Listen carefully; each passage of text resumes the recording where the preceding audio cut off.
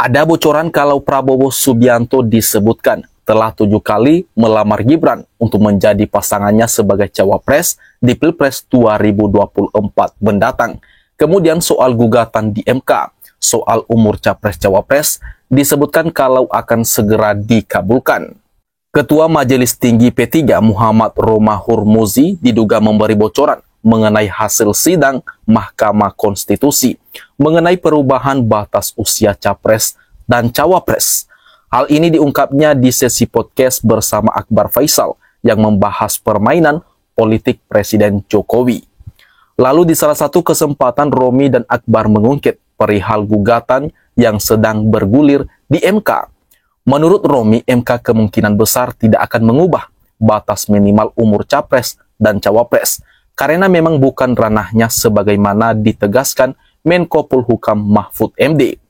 Urusan umur itu open legal polisi, jadi ranahnya keputusan Dewan.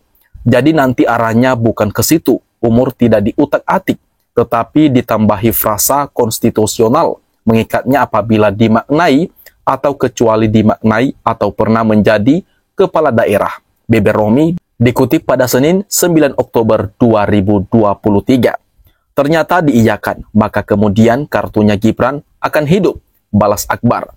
Dan dugaan saya diiyakan. Ini antara dugaan dan bocoran memang beda-beda tipis, timpal Romi lagi.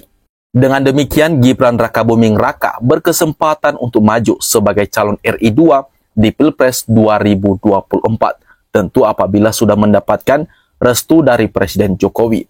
Namun yang kemudian menjadi pertanyaan, ke kubu manakah Gibran akan berlabuh?